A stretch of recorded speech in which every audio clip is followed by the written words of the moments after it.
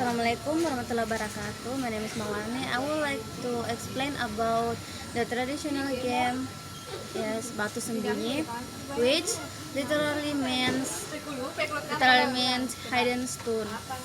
It's one of the simple yet meaningful games played by children in Kalimantan. Like many traditional games in Indonesia, it does not require expensive equipment or a large playing area. Instead, it uses very simple materials and focus on interaction, observation, and concentration. Batu sembunyi is usually played in groups, making it a social game that encourages communication and togetherness among players. The main object used in this game is a small stone, although in some cases other small objects can be used as a substitute. The simplicity of the materials reflects the creativity of children in traditional communities who are able to turn ordinary objects into fun and engaging games.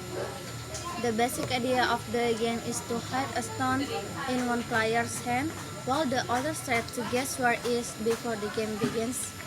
It's chosen by the holder, while the others act as guesser. The holder secretly places the stone in one of their hands or pretends to pass it among other players to confuse the guessers.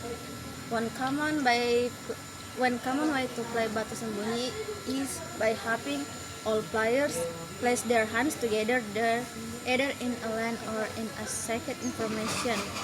The stone is passed secretly from one hand to another while the guesser closes their eyes or looks away. After a few moments, the guesser is asked to open their eyes and identify who is holding the stone. This is where the challenge of the game becomes interesting. The guesser must carefully observe the expression, body language, and movement of the other players. Players who are hitting the stone often try to act naturally, so they do not give any clues. Sometimes they may even try to mislead the guesser by pretending that someone else has the stone.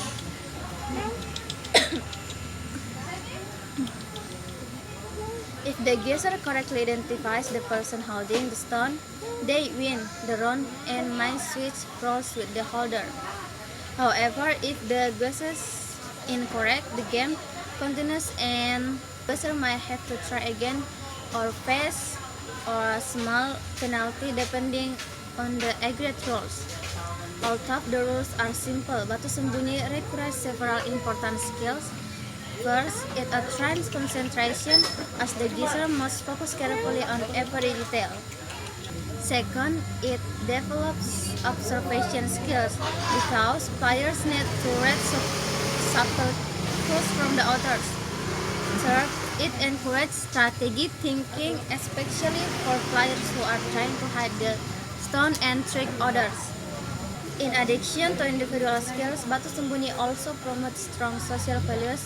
It teaches honesty and fairness as players are expected to follow the rules and not cheat. It also builds a sense of togetherness and cooperation, since the game is more enjoyable when everyone participates actively.